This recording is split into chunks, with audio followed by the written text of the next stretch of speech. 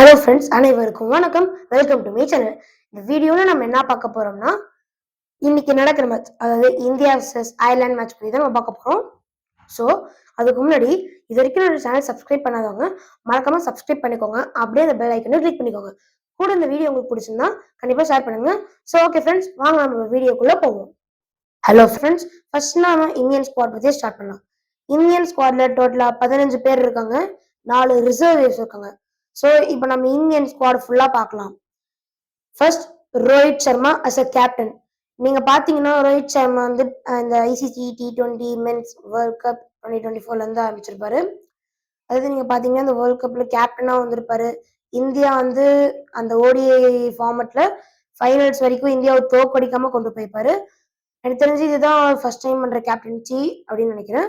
அவர் சூப்பரா பண்றாருன்னா, போன வருஷம் கொஞ்சம் இந்த டீம்ல லைட்டா லேக் இருந்துச்சு. ஆனா இந்த தடவை நிறைய இருக்கு. ஸோ நல்லா பெர்ஃபார்ம் பண்ணுவார் நம்ம நம்புவோம். அதுக்கப்புறம் ஹர்திக் பாண்டியா, யசஸ்வி ஜெய்ஸ்வால், விராட் கோலி, கிங் கோலி. அதாவது நம்ம இந்தியாவுக்காக கடினமா உழைச்சிருக்காரு. ஆனா ஐபிஎல்ல அவர் ஆர்சிபிக்காக உழைச்சிருக்காரு. ஆனா அது ஹார்ட் ஒர்க்கிங் உழைப்புன்னு நான் நான் நினைக்கல. ஏன்னா எனக்கு தெரிஞ்சு ஒரு 18 வருஷமா ஐபிஎல் போயிட்டு இருக்கோம். அதுல ஆர்சிபி வந்து ஃபைனல்ஸ்ல போய் ஒரு தடவை தான் போயிருக்காங்க. ஸோ அது ஓகே பரவாயில்ல.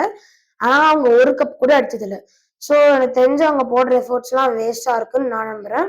ஆனா நம்ம கிங் கோலி வந்து பயங்கரமான ஒரு பேட்ஸ்மேன். அவருக்கு லைட்டா ஸ்பின்னும் தெரியும், சூப்பரா பேட்ஸ்மேன் பண்ணுவாரு. அதுக்கப்புறம் சூரியகுமார் யாதவ், ரிஷப் பந்த். நம்மளோட மென்டல் ஸ்ட்ரென்த் இன்க்ரீஸ் பண்றதுக்கான ஒரு மோட்டிவேஷனல் கிரிக்கெட்டர்னா வேற யாரும் இல்லை, ரிஷப் பந்த் தான். ஏன்னா ஒரு மிகப்பெரிய கார் ஆக்சிடென்ட்ல இருந்து தப்பிச்சு அவர் வந்திருக்காரு. ஸோ இது வந்து நமக்கு ரொம்ப மோட்டிவேஷனல் இருக்கும். நம்மள மாதிரி யங்ஸ்டர்ஸ்லாம் ரொம்ப மோட்டிவேஷனலா இருக்கும். ஸோ ஓகே ஃப்ரெண்ட்ஸ், அடுத்து சஞ்சு சாம்சன். அடுத்து சொல்லவே தேவையில்ல, நம்ம ஆறுச்சாமி ஆகிய லெஃப்ட் ஹேண்டர் சிவம் துபே. அவர் வந்து இந்த ஐபிஎல் 2024ல ஒரு 2-3 மேட்ச்ல பவுலிங் போட்டிருப்பாரு. ஃபர்ஸ்ட் மேட்ச்ல ஃபர்ஸ்ட் ஓவர்ல தேர்ட் பால் விக்கெட் எடுத்திருப்பாரு. அவர் பேட்டிங் என்ன மாதிரி இருக்கிறது. நிப்பாரு, பவுலர் ஸ்ட்ரைட்டா போடுவாங்க, இப்படி சுத்துவாரு, அது பாட்டுக்கு 6 போகும்.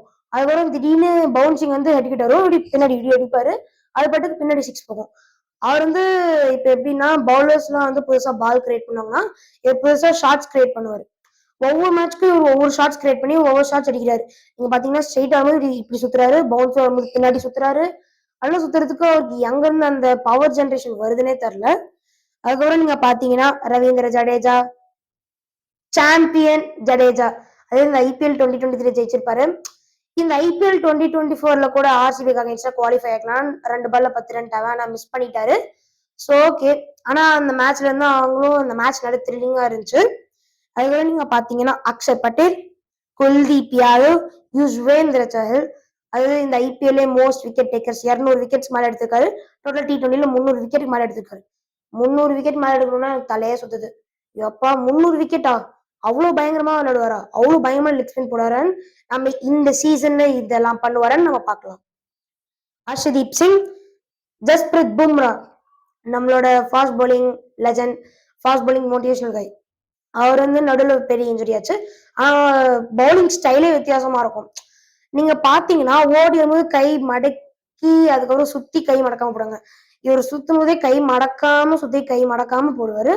ஸோ அந்த ஸ்டைலே வித்தியாசமா இருக்கும். ஸோ அடிக்கிறது கொஞ்சம் கஷ்டமா இருக்கும். அதனால பயங்கரமா ரன்ஸ் லீக் பண்ணுவாரு. இப்போ கொஞ்சம் ரெடியூஸ் பண்ணிருக்காரு. அதுக்கப்புறம் முகமது சிராஜ். அதாவது அவர் ஒரு சீனியர் பவுலர் தான், சூப்பரா பெர்ஃபார்ம் பண்ணுவாரு, நல்லா ஃபாஸ்டா போடுவாரு.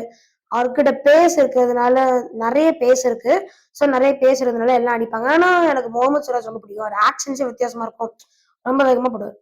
ஸோ ஓகே ஃப்ரெண்ட்ஸ், இந்த ICC T20 men's world cup 2024ல இந்தியா வந்து அதோட ஃபர்ஸ்ட் மேட்ச் வந்து அயர்லாந்துக்கு ஆப்போசிட்டா விளையாடுது. ஸோ இப்போ நம்ம அயர்லாந்து பிளேயர்ஸ் பத்தி பார்க்கலாம்.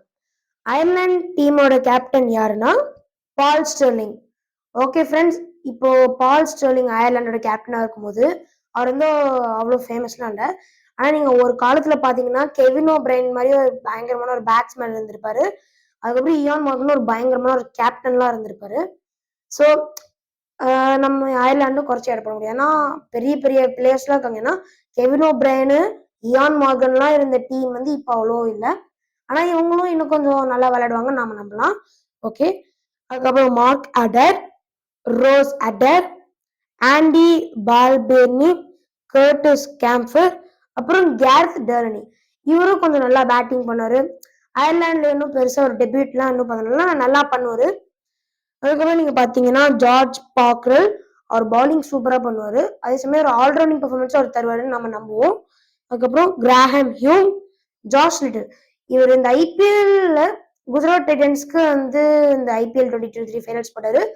ஜாஷ் லிட்டில் சூப்பரா போட்டாரு. நீங்க பார்த்துருந்தீங்கன்னா நூர் அஹமது, ஜாஷ் லிட்டிலும் நல்லா அந்த ட்வின்ஸ் மாதிரி இருப்பாங்க, சூப்பரா போடுவாங்க. அது நீங்க பாத்தீங்கன்னா Barry McCarthy, Neil Rock, Lorcan Tucker, Harry Tector, Ben White and Craig Young. Craig யங்கும் வந்து நல்ல பவுலிங் போடுவாருன்னு நம்ம நம்புவோம். ஸோ ஓகே ஃப்ரெண்ட்ஸ், இப்போ நாம வந்து அயர்லாந்து மெம்பர்ஸ் பத்தி பார்த்தாச்சு. இப்போ இந்த மேட்ச் நம்ம எங்க நடக்குதுன்னு பார்க்கலாம்.